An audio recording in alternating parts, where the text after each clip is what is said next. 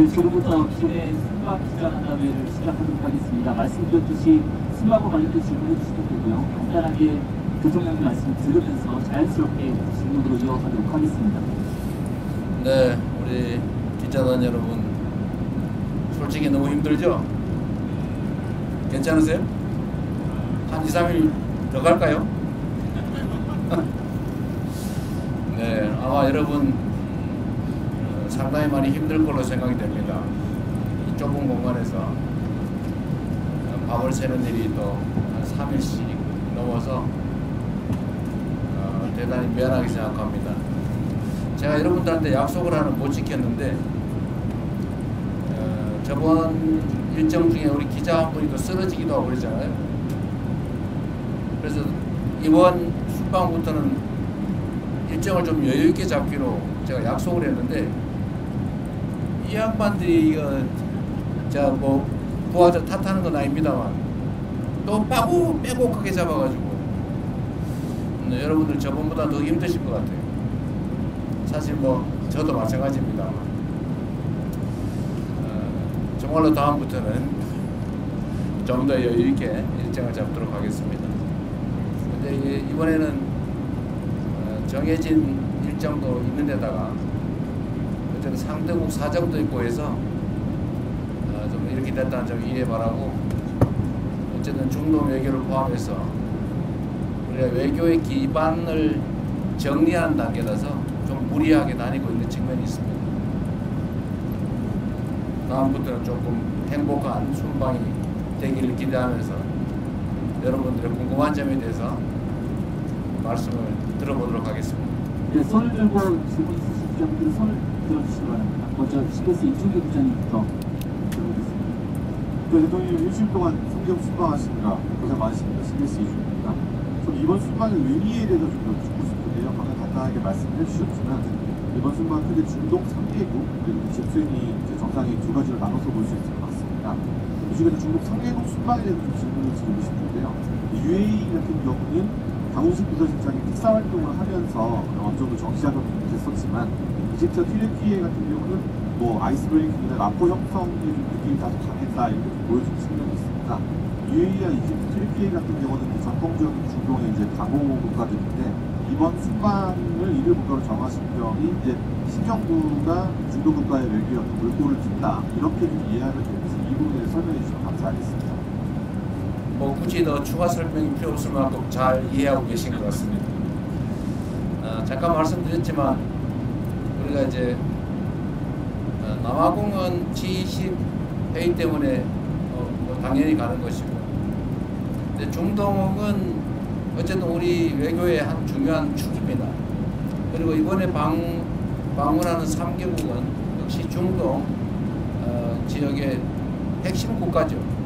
그리고 대한민국과의 역사적 관계도 특별하고, 또 방위산업이라든지 또는 뭐 무역 투자 각종 분야 협력 분야에서 여러 가지 새로운 아이템들도 발굴하고 기존의 협력 관계도 좀 강화할 필요가 있어서 지금 기반을 단단하게 한다는 측면에서 핵심 국가 중심으로 지금 가고 있는 겁니다.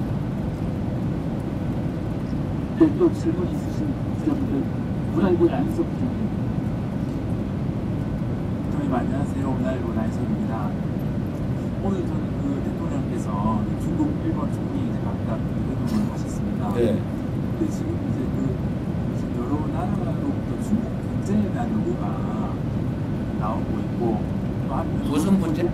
중국 경제, 대중국 경제. 중국 경제. 나오고 있고, 또 한편으로는 중국하고 일본의 그 갈등도 네. 좀 격화되고 있는 상황이지 않습니까? 네. 특히 이제 저희로서는 이 원전 건조 이슈까지 좀 얽혀 있어서 좀 복잡한 문제 같은데, 혹시 뭐 연내든 아니면 너무 멀지 않은 시점에 한중 정상회담이 성사된다면 좀 대통령께서 어떤 스탠스를 갖고 접근하실 보관하실지 좋겠습니다. 제가 뭐 미국 측에도 얘기하는 거고 중국 정부에도 명확하게 얘기한 거지만, 대한민국의 외교의 기본적 원칙은 한미 동맹을 근간으로 하되 중국과의 관계는 안정적으로 잘 관리한다라는 것입니다.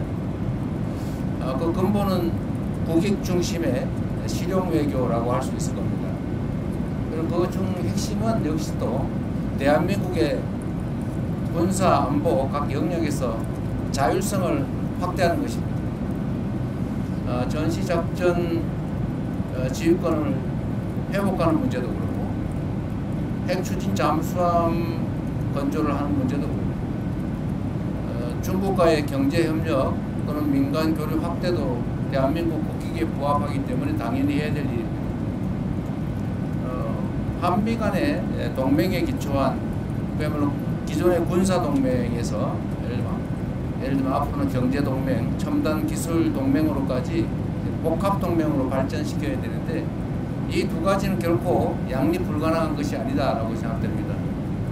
우리가 언제나 대륙과 해양의 중간쯤에 위치하고 있기 때문에 자칫 잘못하면 양팔을 동시에 잡아당기는 또는 중간에 낀 새우 신세가 될 수도 있지만 또 우리가 하기에 따라서는 양쪽의 입장을 적절히 중지하면서 우리의 활동 폭을 얼마든지 넓혀갈 수 있다라고 생각합니다.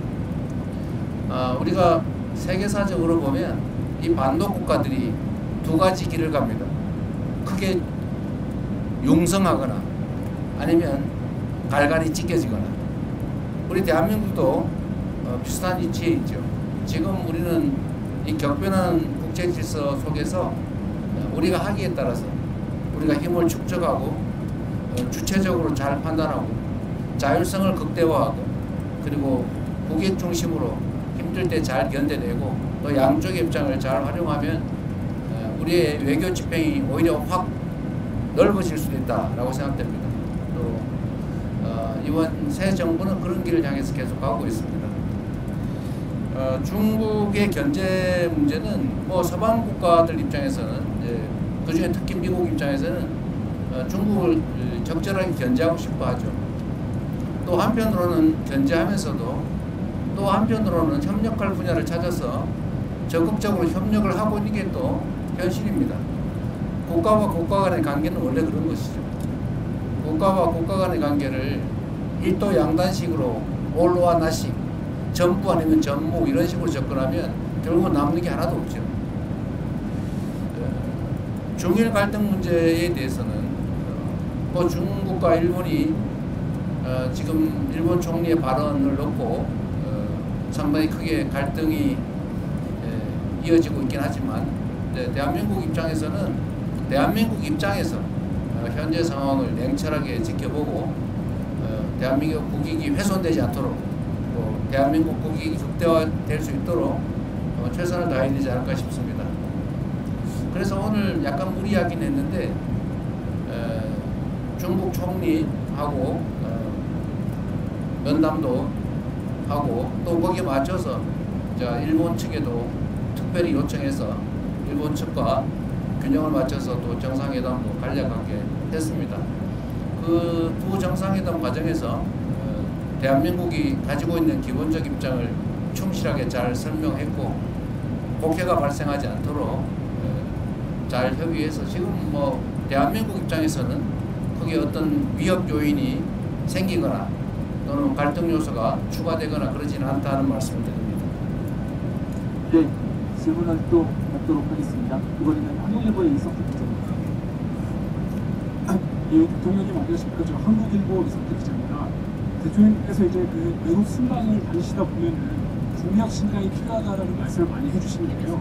이제 얼마 전에 국가 경쟁력을 높이기 위해서 6대 핵심 과제 개혁 필요성을 말씀하신 적이 있습니다. 네. 이제 다른 나라 사례나 전례에 비춰보면 6가지 중에서도 노동과 연금 분야 개혁 과제가 상당한 좀 저항이 좀 예상되고 있는데요. 그 노동개혁 분야에서 고용시장 유연화 과제가 담기는지 그 연금 개혁의 목표는 어느 쪽으로 설정하고 계신지 궁금합니다. 일단 순방과 관련된 질문에 한해서 드리는 것으로 하겠습니다. 네. 이 문제는 우리가 순방을 하면서 각국이 가지고 있는 특장점들을 잘 살피고 또 우리가 배울 수 있는 건 배우고 협력할 수 있는 건 협력한다 라는 그런 정도 말씀으로 대체하도록 하겠습니다. 네, 뭐 제가 잘 안 보였습니다. KBS 손수환 기자님 말씀 주시겠어요? KBS 손수환 기자님. 네, 대통령님 고생 많으셨습니다. 이번 그 G20 정상회의를 통해서 굉장히 여러 정상들의 뭐 짧게지만 많이 만나셨잖아요. 이제 우리나라에 좀 기대하는 역할이 좀 뭐라고 생각하셨는지 정상들 만나면서 여쭤보고 싶고요. 또 특히 기억 남는 정상이라든지 에피소드 있으시면 설명 부탁드리겠습니다. 네, 원래 이게 다자협상의 장이라고 하는 것은 우리 외교부 장관이 그러셨던가 안보실장이 그러셨던가 그야말로 장이 서는 거라고. 양자협상의 장이기도 하죠. 우리가 만날 기회가 있으면 사실 정상끼리의 회담이라고 하는 게 그렇게 쉽지가 않습니다. 상대국을 방문하지 않는 한 정말 특별한 계기가 없으면 만나기조차 어려운데 이렇게 다자회의 기회가 생기면 그 틈틈이 이제 양자회담을 하고 그 양자회담 전에 실무협의도 미리 해서 일정한 의제로 좁히고 정상회담을 통해서 필요한 합의를 끌어낼 수 있습니다. 제가 취임한 지 얼마 안 돼서 처음 보는 분들도 계시고 해서 어렵긴 하지만 정상들과의 접촉면을 넓히고 또 정상들과의 라포도 형성하고 좋은 감정들을 유지하면 아무래도 대한민국에 좀 더 나은 의사결정이 가능하다 생각이 됩니다. 뭐 사람이란 게 다 그러지 않습니까? 제가 오늘 낮에 다카이치 일본 총리한테도 똑같은 얘기를 했는데 국가 간의 관계나 사람 간의 관계는 다를 바가 없다.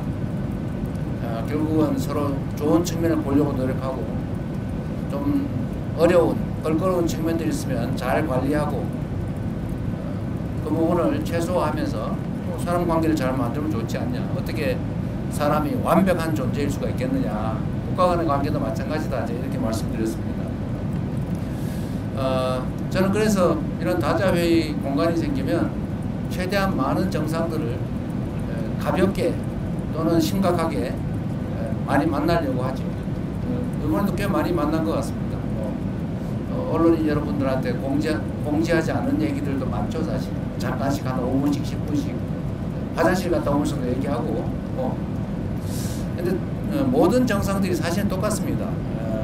각각의 국가를 대표하고 나오는 분들이라서 자기들도 정상들 간의 대화를 최대한 많이 하고 뭔가를 끌어내야 되기 때문에 다 적극적이에요.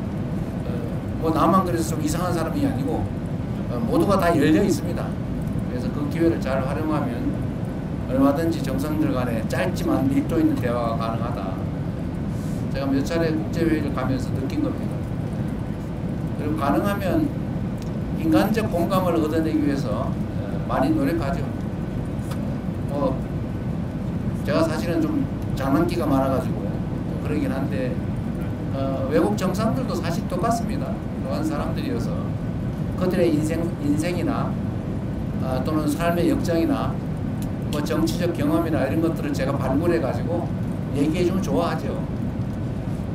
사람들 관계 그런 거 아닙니까? 상대에 관심 가지고 상대가 예를 들면 좋아할 일 만한 거 언급해주고 공감하고 또 아픈 거 위로해주고 하면 다 좋아합니다. 그게 뭐 아무리 큰 나라의 강한 지도자라 한들 다 똑같은 사람입니다.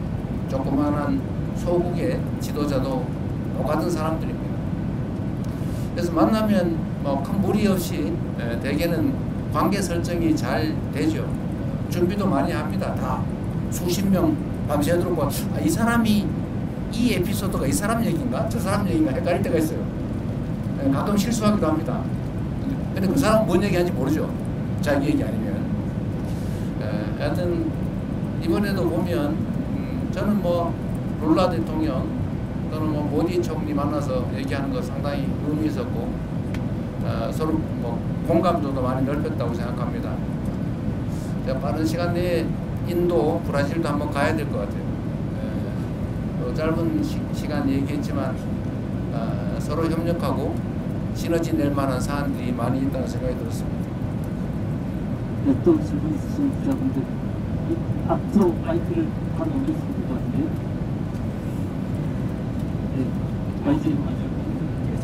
네, 근데 잘 들리세요? 잘 안 들리죠? 방법이 없죠 이거. 스피커가 있습니다. 뒤에도 스피커가 있습니다. 대통령님 고생 많으셨습니다. YTN의 강직원입니다.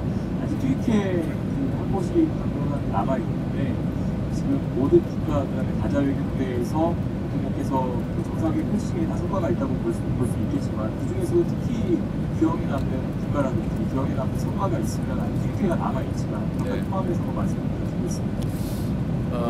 아무래도 아랍에미리트 연합이 아마 가장 큰 구체적 성과가 있는 것 같습니다.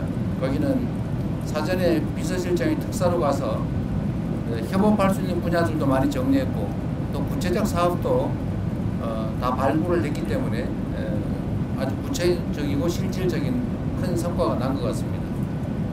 사실 이집트는 이집트 대통령께서도 그렇고 우리 실무진들도 크게 기대를 안 했던 것 같아요. 그런데 제가 RCC 대통령하고 예정에 넘게 거의 예정 시간 2배 가까이 대화를 했는데 마지막에 얘기를 들어보면 한국과 이집트 간의 그 협력에 대해서 매우 구체적인 좋은 제안들을 많이 해주셨어요. 처음에는 얘기하지 않았던 건데 마지막에 저하고 둘만 남았을 때는 그 전에도 얘기하는 게 많았지만 카이로 공항을 확장할 계획인데 거기가 아마 3-4조 원 정도 들지 않겠냐 이렇게 얘기를 하고 그걸 한국 기업들이 좀 맡아서 확장하고 운영도 해주면 좋겠다 이런 얘기도 하시고 그 외에도 예를 들면 방위산업 분야 협력, 구체적 협력 얘기도 많이 해서 우리가 미리 좀 구체적으로 노력하고 사전 준비를 철저히 했더라면 또 오랫동안 교류 협력을 축적해 왔더라면 지금의 이집트와 한국 관계를 훨씬 넘어서는 더 밀도 있는 더 큰 협력이 가능했겠다라는 생각이 들었고 한편으로 아쉽다는 생각이 들면서 또 한편으로는 지금이라도 잘 됐다 이런 생각이 들었습니다. 이집트는 제가 가급적이면 이집트 대통령을 복빈으로 한국에 오시라고 초청을 드렸는데 오시겠다는 의사도 표명하셨고 오시기 전에 실무적인 협의를 좀 거쳐서 지금 그때 당시에 그냥 난삽하게 얘기했던 각종 협력 사안에 대해서 충분히 준비하도록 하겠습니다. 아마 우리 기업들이나 우리 국민들에게 큰 기회를 만들 수 있지 않을까 생각이 됩니다. 네, 카메라 기자님들 때문에 제가 시선이 가려서 잘 안 보이는 것 같은데 뒤에 마이크를 좀 넘겨주시면서 또 말씀을 해주시겠어요? SBS 부서기자님. 근데 우리 대변인이 남성 편향적인 것 같은 느낌이 좀 듭니다. 네, 저 SBS 강청환 기자라고 합니다. 지금 마지막 방문이 튀르키예를 가시는데 튀르키예 언론과도 인터뷰를 하셔서 일부 내용을 말씀을 하셨지만 특히 주한점 두고 가셔서 정상회담을 하실 내용이라든지 아니면 또 기대하는 성과가 있으실지 제가 취임하면서도 말씀드렸지만 우리 대한민국의 경제 상황이 그렇게 좋지가 못하기 때문에 그래서 가장 중요한 것은 국가 간 협력을 통해서 대한민국의 경제 상황을 개선하는 겁니다. 튀르키예도 지금 경제 상황이 그렇게 녹록지는 않은 상황인 것 같긴 합니다. 튀르키예는 아시겠지만 국교 관계를 수립하지도 않은 상태에서 6.25 때 병력 규모로 사위를 이를 만큼 대규모 병력을 파병해서 대한민국을 도와준 나라입니다. 형제 국가라고 또 그 중에서도 피를 나는 형제 국가라고 부르는 이유가 있죠. 튀르키예도 방위산업 분야, 국방 분야에 워낙 관심이 많고 또 대한민국도 강점을 가진 분야가 방위산업 분야인데 이 부분에 대한 협력도 가능할 것이고 또 튀르키예는 이제 문화 관광 산업이 상당히 발전한 나라이기도 합니다. 또 대한민국도 앞으로 문화 콘텐츠 분야에 투자를 많이 할 생각이기 때문에 이런 문화 관광 분야에 대한 협업도 가능할 것으로 생각되고 그 외에 일반적인 원자력 발전 문제라든지 정말 할 수 있는 일은 얼마든지 있다는 생각이 듭니다. 제가 외교부 장관한테도 또 안보실장한테도 말씀을 드렸는데 앞으로 외교 분야에 대해서 우리가 좀 더 체계적으로 정비하고 더 많이 투자해야 된다 이런 말씀을 드렸어요. 우리는 이제 소위 통상국가인데 지금 제가 해외 순방을 다녀보면서 느낀 거는 대한민국의 대외관계 관리가 매우 분절적이라는 생각이 듭니다. 따로따로 나눠져 있어요. 교육부는 대학하고 또는 뭐 기재부는 뭐하고 또는 뭐 농림축산부는 농업 관련 사업을 하는데 뭘 하는지도 모르고 코트라는 또 코트라대로 하고 뭐 따로 다 놀고 있어요. 이제 이렇게 해서는 안 되겠다. 좀 체계적으로 종합적으로 외교 분야를 정리하고 좀 더 타국과의 이런 협력을 좀 더 구체적으로 좀 더 세밀하게 관리해야 된다는 생각이 듭니다. 공정하게 하기 위해서 사석을 반대편 쪽으로 변경하지 마이크 드리겠습니다. 안녕하세요. 김현선입니다.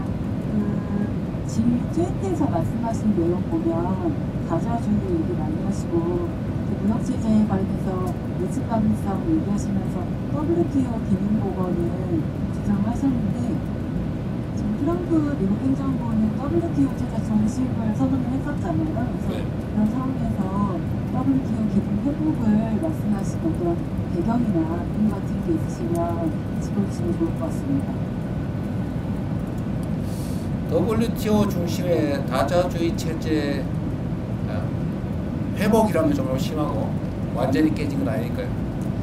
다자주의가 상당 정도 훼손되고 있는데 이 다자주의를 좀 훼손되지 않게 해야 된다는 점에 대해서는 우리 대한민국뿐만이 아니라 거의 특정 국가를 제외한 거의 대부분의 국가가 동의하는 바입니다.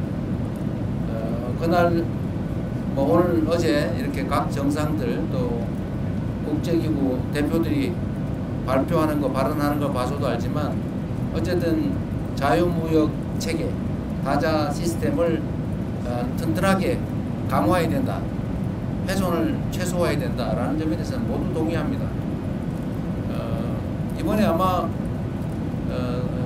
G20 논의 결과 성명을 전체 국가 이름으로 못하고 참여 국가 명의로 발표를 했는데 어쨌든 그것도 아마 상당히 내용에 어려움이 있었던 것 같아요. 뭐 국제관계라고 하는 게 그러지 않습니까? 뭐 누군가가 규율해줄 무슨 특별한 권력이 따로 있는 것도 아니고 뭐 질서라고 하는 게 각종 조약이나 규범으로 존재하긴 하지만 뭐 안 지키면 방법이 없는 그런 상황이라 선의에 기대할 수밖에 없긴 한데 그럼에도 불구하고 이제 국가 간 관계라고 하는 게 이제는 서로 떼어놓고 따로 살 수 없는 상황이기 때문에 국제 질서를 모두가 존중받는 모두가 함께 잘 사는 그런 다자주의 체제로 최대한 잘 만들어 가야 되겠죠.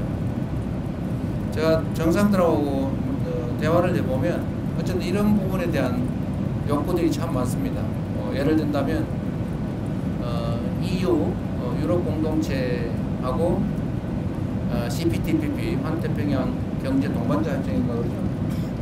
이걸 결합을 하자 이런 얘기도 많고 또 특정 국가는 몇 개 국가를 좀 이해관계가 유사한 국가끼리 좀 같이 묶어보자 이런 얘기들도 많이 합니다. 그게 이제 WTO 체제가 좀 위협을 받다 보니까 또 다른 형태의 구조를 만들려고 하는 건데 어쨌든 그런 노력들까지 다 합쳐지면 그래도 자유무역 질서라고 하는 게 결국은 모든 국가가 함께 살 수 있는 거의 유일한 길이기 때문에 결국 그 길로 갈 수밖에 없을 것이라고 생각합니다. 말이라도 계속 해야죠.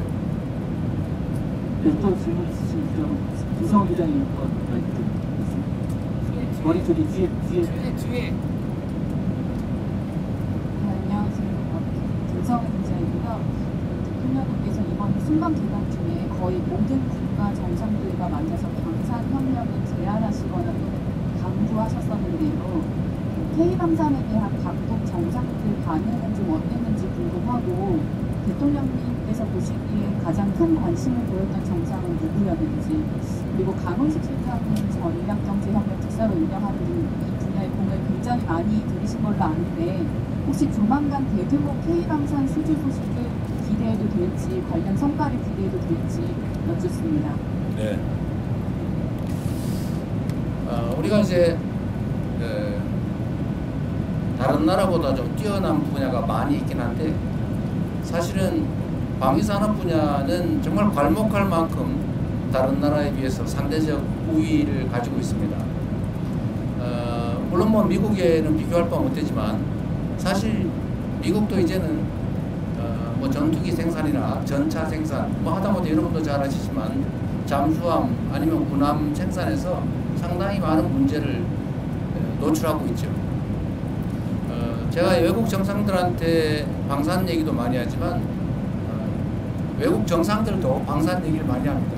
매우 놀라워요.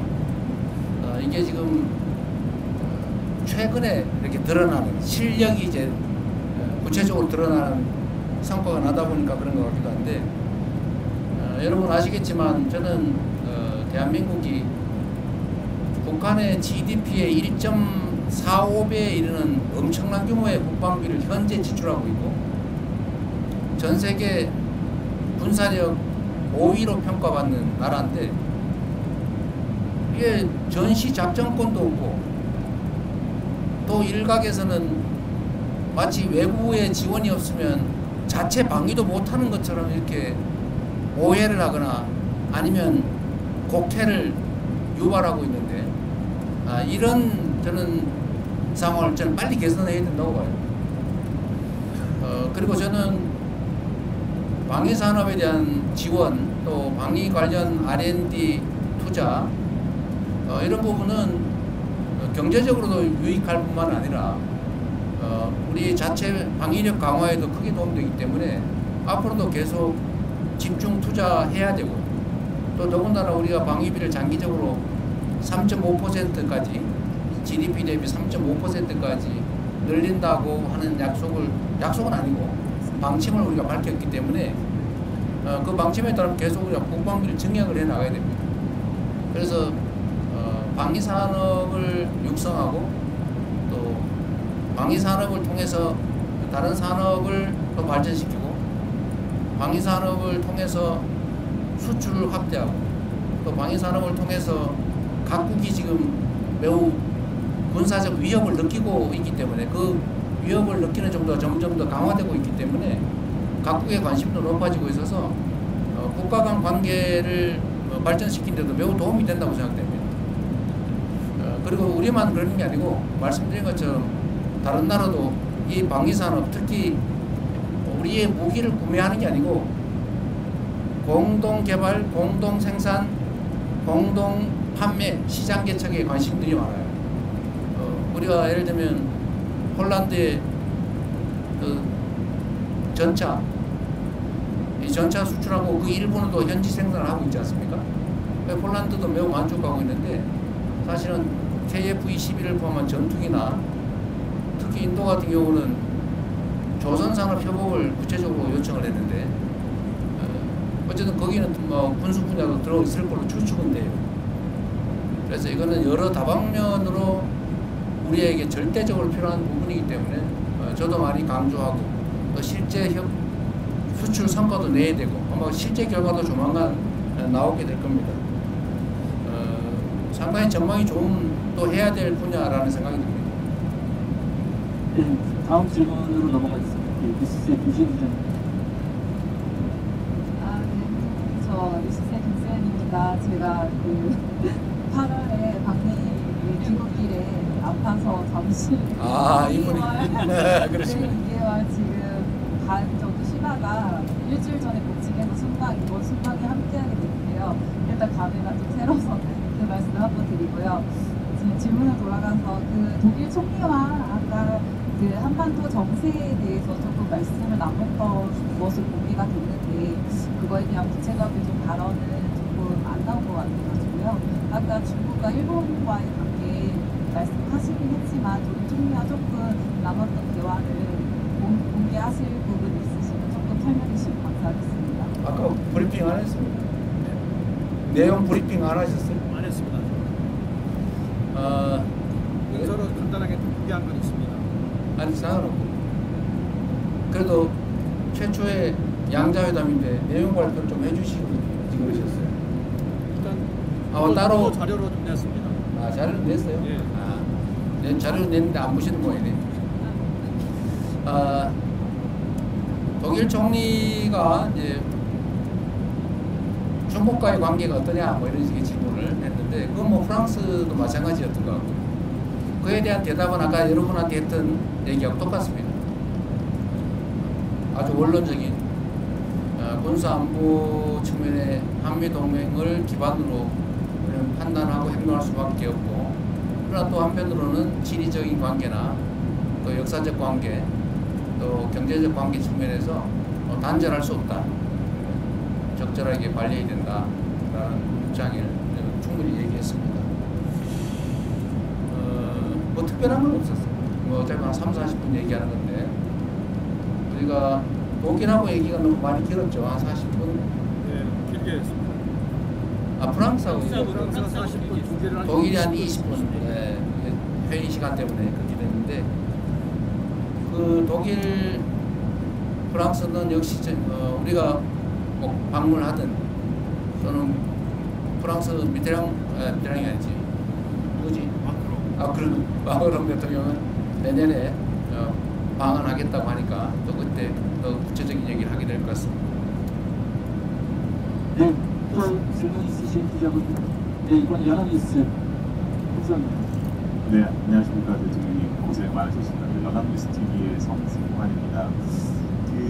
남아공 주식을 오시기 전에 경주 에이펙을 저희가 주인으로서 손님들을 맞았었는데 이번에 손님을 한번 모셨고 3년 뒤에는 저희가 다시 주의식을 해서 마주해야 되잖아요. 어떤 좀 이거는 좀 신경 많이 써야겠다. 그냥 더 많은 국가들이 오니까 이런 걸좀 신경이 느껴야 되는 것 같아요. 마이크를 잘 정비해야 되겠다는 생각이 들었습니다. 마이크가 계속 말썽이 되군요. 우리가 장소는 정해지지 않은 거죠. 아직 안 정해졌습니다. 아직 이제 어디 대한민국에서 개최하는 건 정해졌는데 대한민국이 어디에서 아직 미정 상태라서 그에 맞춰서 준비는 철저하게 잘 해야 되겠습니다. 에이펙은 김인석 총리께서 워낙 잘 챙겨서 특별히 문제가 없었던 것 같은데 다음 회의도 잘 준비해야 되겠다는 생각이 듭니다. 이게 국제회의는 어쨌든 전 세계 언론들이 다 지켜보는 상태인데 세밀하게 준비를 잘 안 하면 좀 국격에 의심을 받을 수도 있겠다 그런 생각이 좀 들긴 합니다. 충분히 투자할 만한 일이라는 생각이 듭니다. 네, 또 한국경제 문제부터. 대통령 안녕하십니까. 한국경제신문 한재영입니다. 모디 총리가 조선업 협력을 얘기를 하면서 소다자 협력이라는 용어를 사용했던 걸로 알고 있는데 그게 구체적으로 어떤 협력 모델을 제시한 것이고 거기에 대해서 대통령께서는 어떤 판단을 좀 하셨는지 궁금합니다. 모디 총리는 이제 조선부 분야 협력을 하자고 하면서 이제 예로 든 게 인도, 한국, 일본 이렇게 3국 간 조선 부자에 대한 협력 체계를 구축하는 게 어떻겠냐라는 그런 말씀을 하셨습니다. 근데 우리는 좀 더 그 부분에 대해서 판단할 여지가 남아있기 때문에 우리는 충분히 제안은 잘 들었고 추후에 논의하자 이렇게 얘기했습니다. 네, 또 혹시 질문 있으신 분, 네, 세계일보. 네, 안녕하십니까. 대통령님 고생이 많으십니다. 궁금한 부분이 이번 G20 정상회의에서도 그렇고 각국을 방문하실 때 AI라든가 기본 AI 이런 부분을 많이 말씀해 주셨는데요. 그에 대한 각국 정상들의 반응이라든가 아니면 우리가 AI 정책하고 관련해서 긴밀히 좀 협력을 할 수 있겠다 이런 생각이 좀 국가를 각별 있으셨다는 말씀드립니다. 이번 G20의 핵심 의제 중에 하나도 AI를 어떻게 공정하게 잘 활용할 거냐라는 것입니다. 대한민국이 모두를 위한 AI라고 하는 정책을 추진하고 있는데 그 대한민국이 하고 있는 모두를 위한 AI는 우리 국민 모두도 포함되지만 세계 모든 나라도 동시에 포함합니다. 근데 대개의 나라들이 지금은 자칫 잘못하면 인공지능 분야에서 특정 몇 개 국가에 종속될 가능성이 매우 높고 이 점에 대해서 정상들 중에는 걱정을 하는 사람들도 있습니다. 독자적으로 이걸 투자해서 해결하기는 어려운데 이거를 그렇다고 끌려가기는 어렵고 이런 걱정을 하고 있어서 제가 예를 들면 이집트 대통령한테는 그런 얘기를 했죠. 이집트 인구가 1억 명인데 앞으로 결국 세상은 인공지능 중심으로 바뀌어갈 거고 거기에 끌려가는 것보다는 동행하는 게 그래도 낫다. 그래서 한국과 인공지능 분야에 대해서 서로 협력을 하는 게 어떻겠냐라고 얘기했고 그 점은 동의하는 바가 있었습니다. 우리의 기획 중에도 제3세계의 인공지능 분야에 대해서 제3세계와 협업을 해서 제3세계를 독립적으로 인공지능 시스템을 특히 LLL 시스템을 포함해서 좀 구축을 함께 해주자라고 하는 계획도 가지고 있습니다. 그게 우리의 시장을 넓히는 길이기도 하죠. 의외로 이 분야도 인공지능 분야에 관한 협력 관계 구축도 앞으로 대한민국이 해야 될 중요한 아이템이 아닐까 싶은 생각이 들었습니다. 네, 또 질문 있으신 분 질문 받겠습니다. 서울경제 송정기. 네, 대통령님 서울경제 송정기 기자입니다. 지금 12일 만에 G7에 가셨을 때가 엊그제 같습니다. 그때는 이제 민주화 한국이 복귀했다, 국제사회에 복귀했다 이런 말씀을 많이 해주셨는데 그 사이에 어느새 한미, 한일 그리고 아세안의 AP까지 G20까지 다녀오셨습니다. 이 사이에 대통령께서 보실 때 해외 정상들이 실제로 어떤 반응들이 달라졌는지 그게 궁금하고요. 네. 그리고 아까 말씀 중에 그 2028년 G20 같은 경우에는 아직 도시가 정해지지 않았다라고 말씀하셨는데 항상 지론이 지방도시를 생각을 하시니까 지방에서 할 수도 있다는 생각을 하시는지 궁금합니다. 네, 쉬운 말씀 먼저 드리면 2028년에 할 일이고 아마 내년 정도에는 어느 정도 윤곽을 잡아서 내후년부터는 준비를 해야 되겠죠. 근데 저는 기본적으로 가능하다면 지방에서 하는 게 좋겠다는 생각은 갖고 있는데 글쎄 그때 가서 상황이 어떨지는 잘 모르겠습니다. 이게 숙소 문제나 이런 게 상당히 큰 문제라서 인프라 구축도 간단한 문제가 아니어서 쉽게 단언하긴 좀 그렇고 또 했던 데서 또 하긴 좀 그렇고 여러 가지를 살펴야 되지 않을까 싶습니다. 제가 당선 직후에 캐나다에 갔을 때 그때는 사실은 저도 정신도 없고 저도 몇몇 정상들 얼굴 아는 사람들 내가 혼자 사진에서만 봤지 전혀 모르는 사람들인데 상당히 좀 어색하긴 했습니다. 근데 그때도 느낀 건데 대한민국의 위상이 우리 스스로 생각하는 것과는 다르구나 라는 걸 그때 제가 G7 회의 갔을 때 느꼈고 그 후에 아세안, APEC 또 이번 G20 이런 회의를 가면서 느낀 거는 대한민국에 대한 외국의 인식이 정말로 높아지고 있구나 이걸 정말로 느낍니다.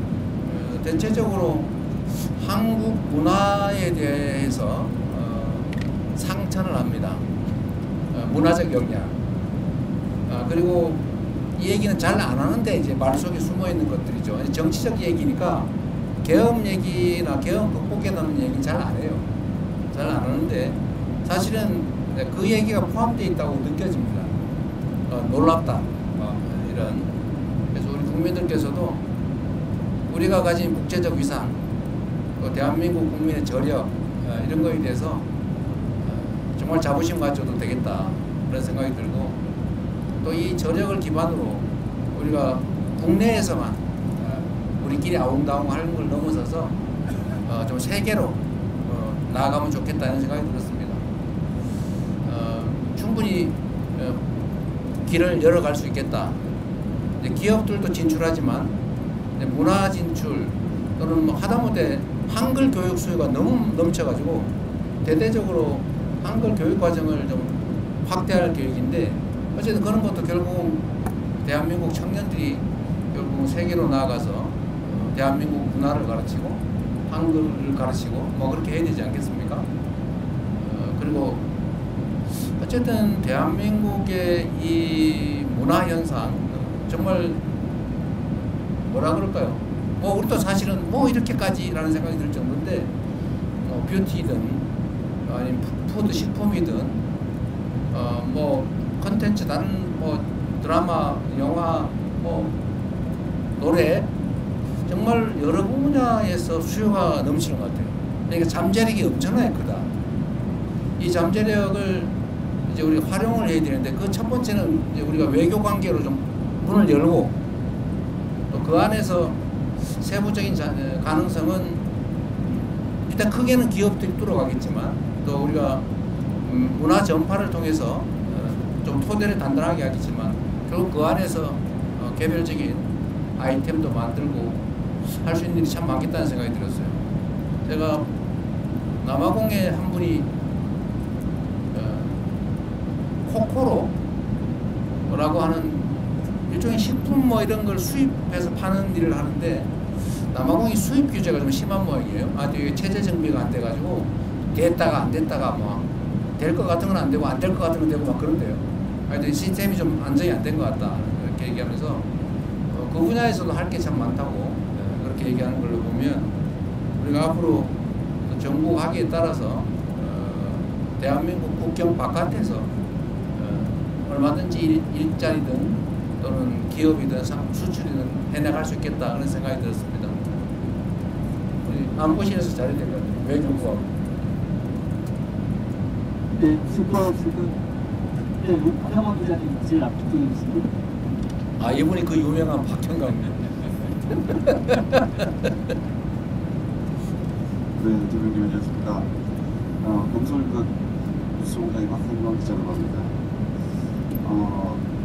자기가 생각으로 많이 피곤하실 텐데 고생이 많으십니다. 방위산업이 단순 수출 증진뿐만 아니라 국가 간 관계에 도움이 된다라고 말씀하셔서 드리는 질문입니다. 방산 포함해서 우주, 원전 등 협력도 중요한 의제로 지금 가져가고 계시는데 이걸 종합해봤을 때 사실상 군사협력의 중간인 어떤 관계를 가져가려고 하는 구석을 만드는 것 아닐까라는 생각도 좀 듭니다. 그 정도까지는 아니더라도 미국, 중국 등 강대국에 의해서 좌지우지되는 변화 일변도의 국제 정세에 대응하기 위해서 강사협력으로 끈끈하게 묶인 좀 새로운 외교적 협력체를 구상하고 계신 거 아닌가라는 생각이 듭니다. 강산외교를 통한 직접적 수출 증진과 국가 간 관계 발전 중 어디에 좀 더 무게를 두고 계신지 좀 생각을 여쭤보고 싶습니다. 적절하게 지적하신 것처럼 이제 각국의 방위산업 수요가 우리가 예상하는 것 이상으로 빠르게 커지고 있습니다. 중동만 해도 다들 언제 예측을 넘어서서 갑작스런 급변 사태가 생길지 모르겠다고 불안해합니다. 최근에 몇 차례 국가들이 겪었죠. 이건 아닌데 라고 하다가 좀 비상 상황을 겪는 일이 벌어지다 보니까 어쨌든 방위산업 또는 군사 안보 분야에 대한 수요가 상당히 많이 늘고 있습니다. 뭐 중동도 그렇지만 다른 나라들도 비슷하죠. 물론 이제 요구 수준이나 또는 강도는 좀 떨어질 수 있습니다. 아프리카 마찬가지고 남미도 좀 비슷해 가고 있지 않나요? 누구도 믿을 수 없는 상태가 좀 도래하고 있어서 이 부분은 결국은 계속 커질 수밖에 없다는 생각이 들고 유럽은 여러분들 너무 잘 아실 거고 국가 간 관계 강화의 뭐 한 축이 될 수도 있고 이게 특히 협업을 하게 되면 공동 기술 개발, 공동 생산 이런 식으로 하게 되면 이게 군사 안보 협력을 안 할 수가 없어요. 그냥 라면 한 개 팔고 마는 거하고 다르죠. 이거는 국가 간 관계가 아주 깊이 안보 측면에서 연관 지을 수밖에 없기 때문에 국가 간 관계도 밀접하게 될 수밖에 없다. 말씀드렸지만 저는 언제나 그렇게 생각하죠. 위기가 오면 기회로 만들고 피할 수 없다면 그건 자연 현상의 일부로 운명처럼 받아들이고 최대한 활용하자. 우리도 결국은 국방 분야에 투자를 늘릴 수밖에 없는 상태인데 그러면 외교 관계도 확대해 나가는 게 뭐 일반 무역 투자도 있겠지만 또 문화 교류도 있고 인적 교류도 있고 뭐 원자력이든 뭐 여러 가지 있겠지만 그중에 방위산업 분야도 아주 현실적으로 매우 유효한 수단이다 그런 생각이 듭니다. 네, 저희가 45분 정도 더 하라고 하세요. 나중에 안 물어봤다고 억울해하면 안 돼요. 예, 제가 잘 안 보니까 그래서 마이크를 전달해 주시고 두 분 계세요, 두 분. 네네. 소속과 이런 말씀 주시면 감사하겠습니다. 대통령님 채널의 김동훈 기자입니다. 대통령님 그 이집트 대통령과 정상회담에서 한반도 평화 중재 역할 강조하셨고요. 독일 정상회담에서도 통일 노하우 알려달라 하셨는데요. 북한과 관계 개선을 위해서 한 단계 더 나아갈 것, 우리가 먼저 할 수 있는 거 계획하고 있으신지, 한미연합 군사훈련 축소 같은 것도 포함되는 건지 궁금합니다. 어쨌든 북한이 가장 예민해하는 것이 이제 한미연합 군사훈련인데 그 부분에 대해서 우리가 선제적으로 훈련 규모를 축소하거나 뭐 연기하거나 뭐 이런 것들을 검토하자는 주장도 일부에서 있습니다. 또 한편으로는 그게 만약에 남북 간의 평화 체제가 확고하게 구축이 되면 뭐 안 하는 게 바람직하겠죠. 그러나 이게 어떤 게 먼저냐라는 것은 그때 상황에 따라서 이게 지렛대가 될 수도 있고 결과가 될 수도 있죠. 지금은 당장 말하기는 어렵습니다. 그러나 길게 보면 대한민국의 방위는 대한민국 스스로 책임지고 또 가급적 군사훈련을 하지 않아도 되는 그야말로 말씀드린 것처럼 싸우지 않아도 되는 싸울 필요가 없는 평화체제를 확고하게 구축하면 뭐 그때 되면 이런 트럼프 대통령이 별로 안 좋아하는 돈 드는 합동군사훈련 이런 거 안 해도 되지 않습니까? 그러나 지금 단계에서는 뭐 쉽게 얘기할 수 없는 부분이죠. 그래서 이거는 상황과 조건에 따라서 얘기할 거지 지금 미리 어떤 방향으로 예단하기는 어렵다. 그렇게 생각이 됩니다. 네, 그 뒤에 매일경제 오세훈. 예, 안녕하세요. 매일경제 오세훈입니다. 방금 출국 전에 공개된 트리티의 언론과의 인터뷰가 있었습니다. 네. 이 인터뷰에서 대통령님께서 트리티 신호 원전 프로젝트 논의가 진행 중이고 한국 원전 기술로 트리티의 원자력 발전에 기여하기 희망한다고 하시면서 이제 수주 의지를 밝히신 걸로 이해를 했는데요. 현재 우리나라 기업이 관련 프로젝트에 이제 입찰을 해서 경쟁 중인 상황입니다. 그래서 네. 이번 국빈 방문을 계기로 관련한 결과가 도출될 가능성이 있을지 말씀 좀 부탁드립니다. 뭐 결과를 예단하기는 어려울 테고 아마 한전이 입찰에 응한 것 같아요. 응찰한 것 같은데 정상은 대화를 통해서 우리 대한민국 원전 사업의 우수성, 그 다음에 경쟁력 이런 것들을 잘 설명하고 좋은 결과가 나도록 노력을 해봐야죠. 뭐 결과에 또 뭐 여러 가지 판단할 요소가 있으니까 기다려봐야 되지 않겠습니까? 네, 또 혹시 질문이 더 있으신 분이 손을 드는 분이 안 계신 것 같아요. 있나요? 그쪽에 마이크를 전달을 해주십시오.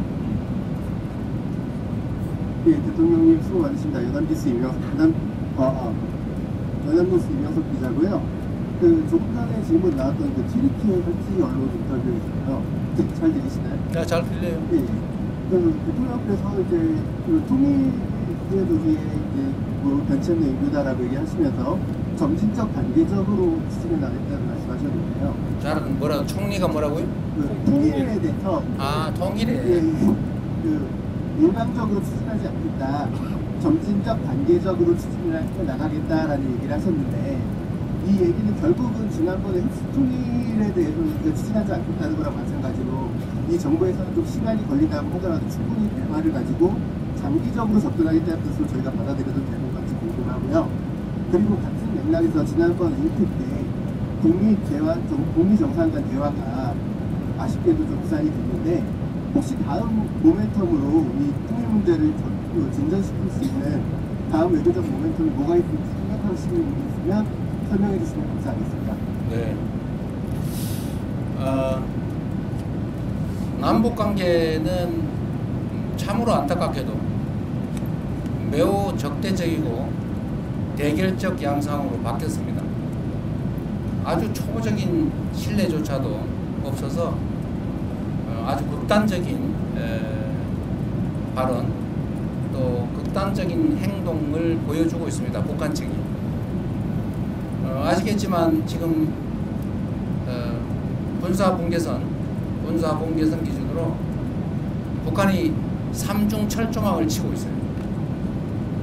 이게 6.25 전쟁이 이제 휴전으로 끝나고 그 이후 정말 수십 년 동안 안 하던 일입니다. 지난 윤석열 정권 당시에 북한으로 가는 철도 다 폭파했습니다. 북한으로 가는 도로 다 파내고 둔덕을 쌓았습니다. 말씀드린 것처럼 전 군사분계선에 3중 철책을 설치하고 있어요. 다시 감시초소 설치하고 그 군사분계선 설치한다고 뭐 지뢰 매설한다고 우리 측하고 그쪽하고 서로 생각하는 경계가 달라서 그쪽은 자기 땅이라고 왔다 갔다 하는데 우리가 보니까 넘어왔다 그래서 경보 사격하고 넘어가고 이러고 있어요. 언제 우발적인 충돌이 벌어질지 모르는 상황까지 갔습니다. 그리고 남측을 북한은 적대적 두 국가다. 이제는 뭐 전치 원수다. 이렇게 얘기하고 있지 않습니까? 일체 모든 연결선이 다 끊겼습니다. 일체 대화 접촉 자체를 거부하고 있어요. 매우 위험한 상태죠. 우발적 충돌이 발생하면 해결할 길이 없습니다. 아무리 적대적인 국가 간이라도 비상연락망은 원래 가지고 있어요. 한 라인은 다 있지 않습니까? 원래 오른쪽으로 싸우면서 오른손으로 싸우면서도 왼손으로 악수하고 그러는 게 세상의 이치인데 여기는 완전히 다 단절했어요. 정말로 안타까운 일이죠. 이게 과연 대한민국의 국익에 바람직하냐? 전혀 아니지 않습니까? 결국은 통일 문제, 안보 문제, 이 국익에 관한 문제를 정략의 대상으로 삼아서 다 망가뜨린 정말로 이해하기도 어렵고 용납하기 어려운 일들이 실제로 벌어진 겁니다. 이 상황에서 우리가 할 수 있는 일은 무엇이냐? 이미 그랬던 거 어떡하냐? 포기하고 강경 일변도 정책을 계속할 거냐? 그럼 더 나빠지겠죠. 이럴수록 더 인내심을 가지고 우리가 확고한 억지력을 확보하고 도발을 얼마든지 제압할 수 있을 정도의 국방력, 억지력을 확보하고 이건 대전제죠. 그렇게 한 다음에 그 기반 위에서 소통하고 대화하고 설득하고 길을 열어야죠. 그래서 아까 뭐 군사훈련 얘기도 나왔지만 제가 전에 발표한 대로 우리가 현재 상태에서 할 수 있는 조치는 하자. 그 대북 방송 그거 왜 합니까? 쓸데없이. 서로 방송회가 서로 괴로우면서 그런 바보 짓이 어디 있어요? 우리한테 어떤 이익이 있습니까? 그냥 저 북쪽에 가깝게 사는 주민들 뭐 밤에 잠을 못 자가지고 정신병원 쫓아다니게 왜 그렇게 만듭니까? 어떤 이익이 있어요? 정치적 이익은 있을지 몰라도. 그래서 방송 대북방 중단한다든지 대북 단파 방송 요즘 세상에 인터넷 이제 다 나오는데 뭔 대북 단파 방송을 합니까? 그거 돈 들잖아요. 그런 것도 줄이고 또 우리가 양심수 아니 그거 뭐라고 표현합니까? 장기수. 미전향 장기수. 미전향 장기수. 지금 나이들 다 90 넘어가지고 오늘 내일 언제 돌아가실지 모르는 분들인데 북한으로 자기 고향으로 가겠다는 걸 그건 뭐 막습니까? 그거 잡아놓으면 뭔 도움이 돼요? 그래서 그 노력조차도 반응이 없어요. 이런 상황에서는 그래도 대화하려고 노력하고 끊임없이 우리의 선의를 전달하고 의심하면 한 번 얘기하는 것보다 두 번 얘기하는 게 낫겠죠. 끊임없이 노력해서 바늘구멍이라도 뚫어야죠. 자꾸 피하면 쫓아다니면서 얘기도 하고 말도 붙이고 뭐 안 듣겠지만 군사분계선 불명확하니까 이거 사고 나겠다. 진짜 총격전이 벌어질 수도 있겠다. 서로 자기 땅이라고 우기다가 이런 거 대화해서 선을 긋자. 이런 거라도 해야죠. 우리는 언제든지 열려있다는 거 말씀드리고 그리고 전에 END 전략이라고 우리가 말씀드렸습니다만 교류해야죠. 아니 다른 어떤 나라와 다 교류하고 대화하면서 왜 북한하고만 안 합니까? 어쨌든 교류하자. 그리고 관계 정상화를 우리가 지지한다. 전 세계와 교류해라. 우리하고는 좀 늦더라도. 그리고 마지막으로 단기적으로는 일단 핵 동결하고 중기적으로는 감축하고 장기적으로는 비핵화하자. 시간이 걸릴지라도 지금 상태로 방치하면 1년에 10개에서 20개씩 핵탄도 계속 만들고 있고 미사일 ICBM 기술 계속 개발해가 완성도를 높이고 있는데 지금이라도 중단하면 모두에게 이익 아니냐. 그러니까 일단 중단 협상이라도 시작하자.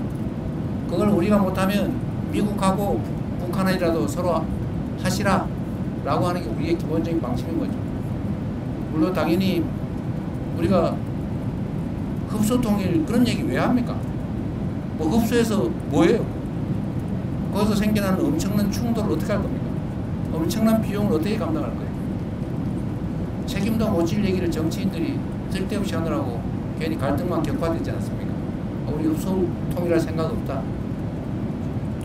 통일에 관한 우리의 관점은 일단 대화하고 평화 공존하고 그 다음에 얘기하자. 갑자기 통일 얘기하면서 뭐 대박 이렇게 얘기하니까 북한이 이거 쳐들어오는 거 아니야? 이래가지고 철조망 치고 도로 끊고 장벽 쌓고 철도 끊고 막 그러잖아요. 무인기 가서 막 보내가지고 약 올리고 얼마나 긴장되겠습니까? 근데 이거를 일종의 업보죠. 개인도 그렇지만 국가도 업보를 쌓은 겁니다.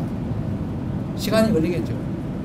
그 업보를 줄이기 위해서 그 업보를 쌓은 노력 이상의 노력을 그것보다 더 많은 시간의 투자가 필요하지 않을까 생각합니다.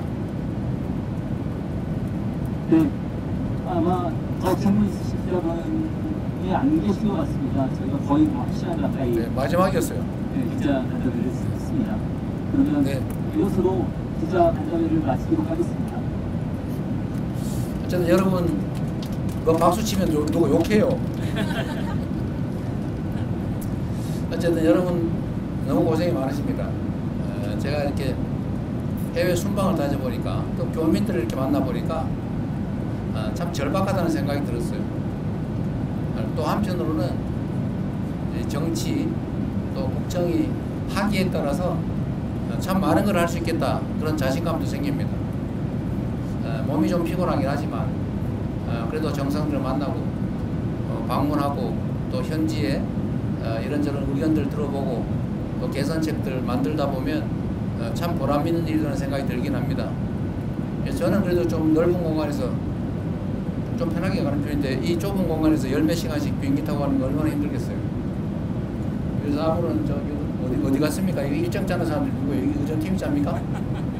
이 양반이 공보 출신인데도 이게 기자 배려를 안 하고 언론들 배려를 안 하고 이렇게 저도 죽을 지경입니다.